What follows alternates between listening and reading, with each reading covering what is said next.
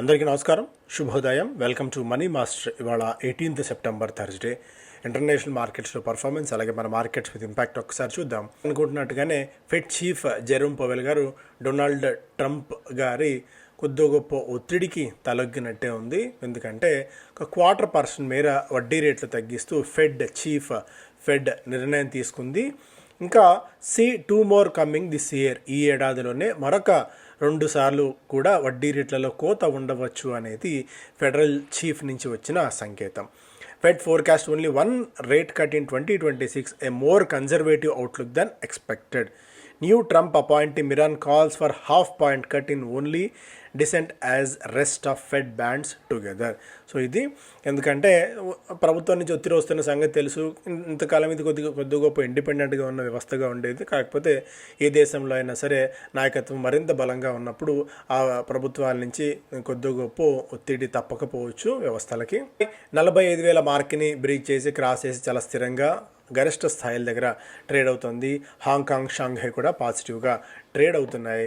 నిన్న ముగిసిన అమెరికన్ మార్కెట్స్లో నాస్డాక్ 0.3% మేర, S&P 500 0.1% మేర నష్టాలతో ముగియగా డౌ జోన్స్ ఒక 0.5% మేర లాభాలతో ముగిసింది. ఎందుకంటే మార్కెట్ ఆల్రెడీ డిస్కౌంట్ చేసేసిన అంశం. 0.5% మేర వడ్డీ రేట్లు తగ్గింపు ఉండవచ్చు అనేది majority of the street expect చేసింది ఇప్పటికే. సో అందువల్ల మార్కెట్ దీన్ని అంత పెద్ద పాజిటివ్గా అయితే తీసుకోలేదు. గోల్డ్లో కూడా కొద్దిగా ప్రాఫిట్ బుకింగ్ వచ్చింది, ఎందుకంటే న్యూస్ ఆల్రెడీ మార్కెట్ డిస్కౌంట్ చేసింది కాబట్టి పీక్ లెవెల్స్ దగ్గర కొద్దిగా ప్రాఫిట్ బుకింగ్ కూడా ఉంది. ఎందుకంటే ఇమీడియట్గా మేజర్ న్యూస్ ట్రిగర్స్ ఏమీ లేవు కాబట్టి గోల్డ్కి కూడా బిలో $3,700 దగ్గర, సిల్వర్లో కూడా కొద్దిగా వీక్నెస్ $42 బిలో సిల్వర్ కూడా ట్రేడ్ అవుతోంది. ఆయిల్ పరంగా $67-68 దగ్గర బ్రెంట్ క్రూడ్ ట్రేడ్ కావడం చూస్తున్నాం. సో మేజర్గా అయితే ఇది ఇంటర్నేషనల్ మార్కెట్స్ నుంచి అప్డేట్స్ ప్రకారం మనం చూస్తే. సో ఆల్రెడీ డిస్కస్ చేసిన అంశాలు ఇవి. ఫారిన్ పోర్ట్ఫోలియో ఇన్వెస్టర్స్ నిన్న నెట్ సెల్లర్స్గా ఉన్నారు. మన మార్కెట్స్ విషయానికి వచ్చినట్టయితే దాదాపుగా 990 crores వర్త్ ఆఫ్ స్టాక్స్ వాళ్ళు సెల్ చేయక డొమెస్టిక్ ఇన్స్టిట్యూషన్ ఇన్వెస్టర్స్ వరుసగా 8వ సెషన్లో కూడా బయ్యర్స్గా ఉన్నారు. 2,205 crores వర్త్ ఆఫ్ స్టాక్స్ని మన వాళ్ళు బై చేయటం అయితే చూసాం. సో ఇక commerce and industry minister Piyush Goyal is on a 2-day visit to the UAE. SEBI chairman Tuhin Kant Pandey will address NAPFID annual infrastructure conclave. Nirmala Sitharaman will inaugurate the Indian Foundation for Quality Management annual symposium. So ఇవన్నీ ఎందుకంటే సాధారణంగా ఒక విషయం అంటే మేజర్గా దీనికి సంబంధించింది కాదు. ఈ ముగ్గురిని majority of the international news agencies కూడా ట్రాక్ చేస్తుంటాయి. Even reserve bank of India గవర్నర్ని కూడా, రిజర్వ్ బ్యాంక్ ఆఫ్ ఇండియా లాంటి గవర్నర్కి, సెబీ లాంటి వాళ్ళకి ఇంటర్నేషనల్ న్యూస్ డైలీస్ కూడా ఒక రిపోర్టర్ని సపరేట్గా వాళ్ళ కోసమే పెడతారు, కేవలం వాళ్ళని ట్రాక్ చేయడానికి మాత్రం. ఎందుకంటే వాళ్ళ నోటి నుంచి ఏ చిన్న ప్రకటన, ఏ చిన్న న్యూస్ వచ్చినా కూడా అది మొత్తం దేశం యావత్తుని, మార్కెట్స్ని కూడా ప్రభావితం చేస్తుంది. కాబట్టి వీళ్ళ 3-4 చేసే ఏ మాట అయినా సరే ఓవరాల్గా ఎకానమీని రిఫ్లెక్ట్ చేస్తుంది. కాబట్టి వీళ్ళ ఈవెంట్స్ కూడా, వీళ్ళ పర్యటనలు కూడా చాలా ఇంపార్టెంట్ అవుతాయి, ఎందుకంటే వాళ్ళు ఎక్కడన్నా మాట్లాడినప్పుడు. Cohance life sciences Jusmiral holdings to sell 1.9 crore shares representing 5.1% stake. దాదాపుగా 1,756 కోట్ల రూపాయల వర్త్ ఆఫ్ స్టాక్స్ని ఈ జుస్మిరాల్ హోల్డింగ్స్ అన్న కంపెనీ విక్రయించబోతోంది. మ్యారికో ఆఫీసులో ఇన్కమ్ ట్యాక్స్ సోదాలు అయితే జరుగుతున్నట్టు కంపెనీ వెల్లడించింది. సో చూడాలి. కాన్సర్ నెరోలాకి 1.68 కోట్ల రూపాయల పెనాల్టీ నోటీస్ వచ్చింది ఐటీ డిపార్ట్మెంట్ నుంచి. సెగిలిటీ ఇండియా పేరు ఇక్కడి నుంచి సెగిలిటీగా మారబోతోంది 22వ తారీఖు నుంచి. Zinka logistics, the name of the companies to be change to BlackBuck. So BlackBuck బక్గా చేంజ్ చేయబోతున్నారు. ఆ జింకా అన్న పేరుని, తెలుగు పేరు తీసేసి మేబీ ఇంగ్లీష్ పేరును పెట్టినట్టున్నారు. కొచ్చిన్ షిప్ యార్డ్కి ఓఎన్జీసీ కోసం ఒక డ్రై డాక్ని వీళ్ళు ఉన్నదాన్ని రిపేర్స్ అండ్ జాకప్ రిగ్ చేయబోతున్నారు. దీని విలువ దాదాపు 200 కోట్ల రూపాయలుగా ఉండబోతోంది. కొచ్చిన్ షిప్ యార్డ్కి ఇది ఒక మేజర్ న్యూస్గా ఉంది. జేకే టైర్స్కి జీఎస్టీ నుంచి దాదాపు 8 కోట్ల రూపాయల పైన డిమాండ్ నోటీసులు వచ్చాయి. Lodha developers the company to refer Rajendra Lodha resignation matter to authorities for investigation. అదొక మేజర్ అప్డేట్. అలాగే రైల్టెల్ కార్పొరేషన్కి బీహార్ నుంచి మరొక 106 కోట్ల రూపాయల మేర ఆర్డర్స్ వచ్చాయి. Procurement, supply and installation of smart class rooms for Bihar. అదొక మేజర్ అప్డేట్. రైల్టెల్ కార్పొరేషన్కి సంబంధించి ఆవాస్ 8,500 కోట్ల రూపాయల మేర నిధులు సమీకరించబోతోంది ఎన్సీడీలను జారీ చేయడం ద్వారా. ఇవి మేజర్గా స్టాక్స్ పరంగా మనం చూస్తే మిగిలిన స్టాక్స్లో కూడా ఏదైనా యాక్టివిటీ ఉందేమో గమనిద్దాం. Ambuja cements, the Delhi high court asked leading cement manufacturers Adani owned Ambuja and JSW సిమెంట్ని మీ ట్రేడ్ మార్క్ ఇన్ఫ్రింజ్మెంట్ డిస్ప్యూట్స్ని బయట అవుట్ ఆఫ్ కోర్ట్ సెటిల్మెంట్ చేసుకోండి మీడియేషన్ ద్వారా అని చెప్పి కోర్టు అయితే సూచించింది. అపోలో టైర్స్ ఈ జిఎస్టీ తగ్గింపు నేపథ్యంలో టైర్ల ధరలు 300 నుంచి 2,000 రూపాయల వరకు తగ్గించబోతున్నట్టు వెల్లడించింది. Yes bank, Bandhan bank and SBI divested shares of Yes bank to Japan Sumitomo Mitsui Banking Corporation. The Japanese company will buy an additional 4.2% stake in the lender from the Carlyle Group affiliated for 2,850 crores. So దీంతో yes బ్యాంకులో ఎస్ఎంబీసీ వాటా 24.2% పెరగబోతోంది. So ఇవన్నీ కూడా already మనం discuss చేసిన అంశాలే. Air flow rail technology will be in focus today. ఇది BSE SME ఎక్స్చేంజ్లో లిస్ట్ కాబోతుంది. జిఎంపీ దాదాపు 120% మేర ఉంది అనేది స్ట్రీట్ ఎక్స్పెక్ట్ చేస్తున్న అంశం. ఎకనామిక్ టైమ్స్ ఫస్ట్ పేజ్లో US company general mills craves stake in Balaji wafers too. So Balaji వేఫర్స్లో వాటా కొనుగోలు చేయడానికి కంపెనీ ప్రయత్నాలు అయితే చేస్తుంది. యుఎస్ మల్టీనేషనల్ కంపెనీ ఇది. మేజర్గా ఇప్పటికే ఐటీసీ, పెప్సికో ఇలాంటి ప్రధాన కంపెనీలు పోటీ పడుతున్న తరుణంలో వీళ్ళు కూడా వాటా కొనుగోలు చేయడానికి సంసిద్ధత వ్యక్తం చేస్తున్నారు. 82లో ప్రారంభమైన కంపెనీ దాదాపు 40,000 కోట్ల రూపాయల వాల్యుయేషన్ని ఆశిస్తోంది. అండ్ 7 నుంచి 10% మేర వాటాని విక్రయించాలి, త్వరలో ఐపీఓకు రావాలి అనేది యాజమాన్యం ఆలోచిస్తోంది. Tata electronics iPhone shipments ring in maximum gains from US, అదొకటి. అలాగే అండ్ మిగిలిన అప్డేట్స్ కూడా ఉన్నాయి కొన్ని. AI rush prompts more investors to increase focus. So ఇదొకటి. ఏఐ ఇన్వెస్ట్మెంట్స్ మరింతగా పెరగబోతున్నాయి. జీఈజీస్ growth plan different from each business verticals put in to 3 clusters for clarity as some segments demand scale some depth. So Godrej enterprises group chairman Jamshyd Godrej గారి interview ఇక్కడ వీళ్ళు carry చేస్తున్నారు. Fintech shifts focused grow in lending wealth management space. Grow ఈ stock బ్రోకింగ్లో pressure ఎక్కువ అవుతున్న తరుణంలో ప్రాఫిటబిలిటీని మరింతగా పెంచుకోవడానికి, రిస్క్ని మరింతగా తగ్గించుకోవడానికి లెండింగ్ అలాగే వెల్త్ మేనేజ్మెంట్ స్పేస్లో కూడా అడుగు పెట్టబోతోంది. ఐపీఓ స్పేస్లోకి వస్తున్న ఈ తరుణంలో మరింత స్ట్రెంథన్ చేసుకున్న ప్రయత్నం. GST reforms set to inject 2 lakh crores into economy. ఈ జిఎస్టీ రిఫార్మ్స్ నేపథ్యంలో ఆర్థిక వ్యవస్థలోకి 2 లక్షల కోట్ల రూపాయల మేర నిధుల ప్రవాహం ఉంటుంది అనేది ఆర్థిక మంత్రి నిర్మలా సీతారామన్ గారి మాట. HDFC, AMC, Dixon, Swiggy may get large cap tax. Bosch, Muthoot, Cummins, Polycab and Canara bank may also get రీక్లాసిఫైడ్.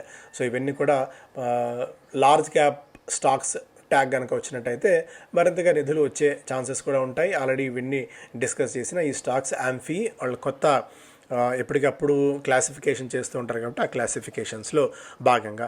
అలాగే the brokerage set Info Edge, Lupin, Bajaj housing, Indus towers, united spirits, Havells, Adani energy solutions REC are likely to be moved from the large cap category to mid cap. So వీటికి down grade అయితే జరగబోతోంది. Nuvama said endurance, Cohance, Apar industries, Poonawalla, Delhivery, Gillette, HDB financial and Anthem biosciences could be moved from small caps to mid cap జాబితాలోకి ఈ stocks వచ్చే అవకాశం ఉంది అన్నట్టుగా కూడా నువామా అంచనా వేస్తుంది.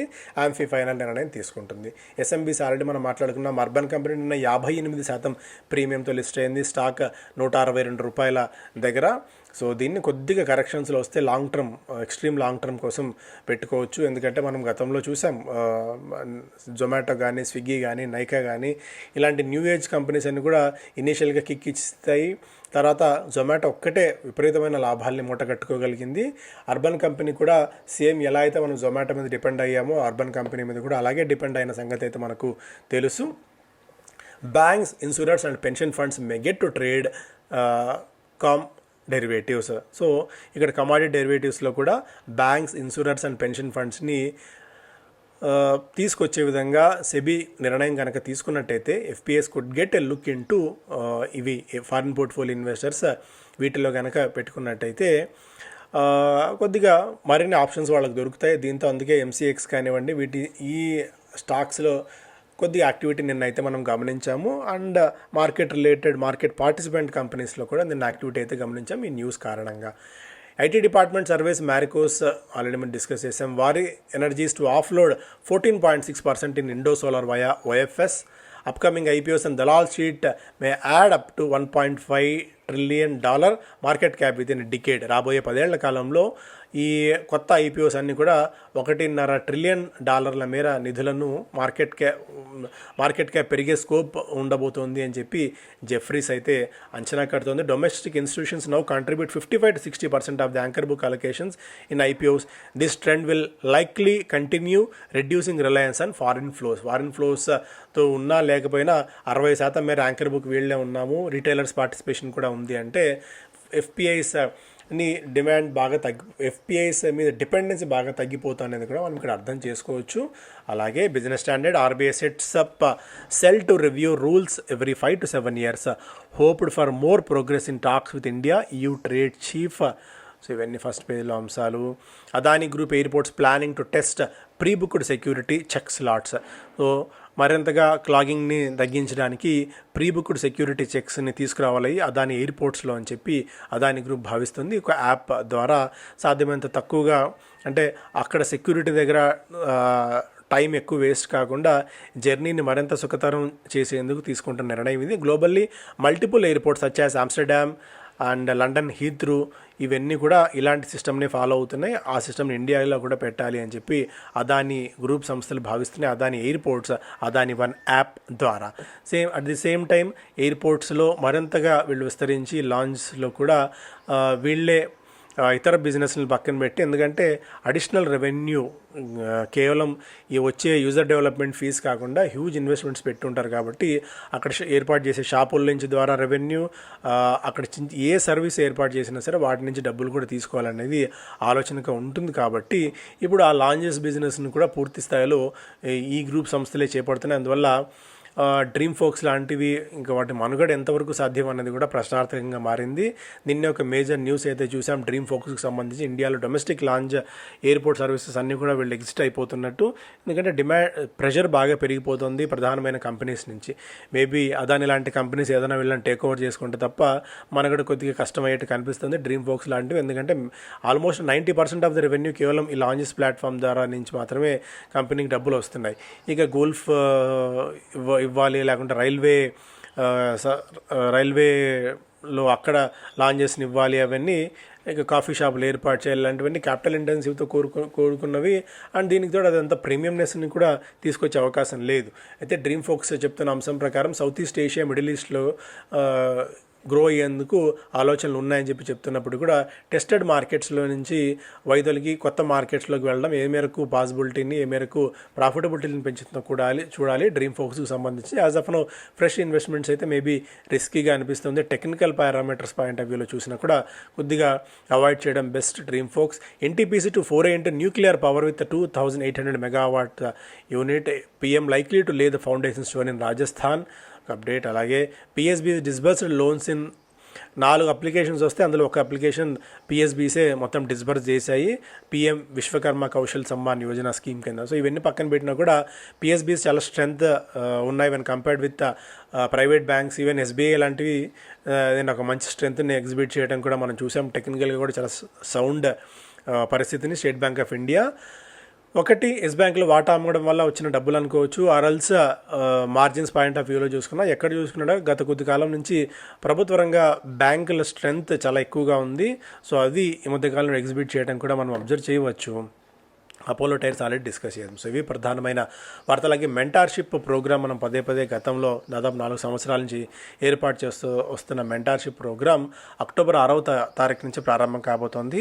ఒక ప్రొఫెషనల్ ట్రేడర్ కావాలి, ఒక సక్సెస్ఫుల్ ఇన్వెస్టర్ కావాలనుకున్న ప్రతి ఒక్కరికి ఉపయుక్తంగా ఉండే ప్రోగ్రామ్ ఇది. వెరీ బేసిక్స్, అసలు స్టాక్ మార్కెట్స్ అంటే ఏంటి, ఇవి ఎలా వర్క్ చేస్తాయన్న ప్రాథమికమైన అంశాల దగ్గర నుంచి ప్రొఫెషనల్గా ట్రేడ్ చేసేవాళ్ళు ఏ పారామీటర్స్ని ఫాలో అవుతారు, ఏ రూల్స్ని రెగ్యులేషన్స్ని వాళ్ళు పెట్టుకుంటారు, ట్రేడ్ ప్లాన్ ఎలా తయారు చేసుకుంటారు అన్న అంశాల వరకు మీరు చాలా అంశాలు నేర్చుకునే అవకాశం ఉంటుంది. కాబట్టి సో ఆ మెంటార్షిప్ సంబంధించిన కార్యక్రమాల కింద డీటెయిల్స్ అన్ని కూడా మీకు ఫోన్లో నెంబర్ ఇస్తాము, అక్కడ మీరు తెలుసుకోవచ్చు. సో ఇవి ప్రధానమైన వార్తలు. Thank you so much.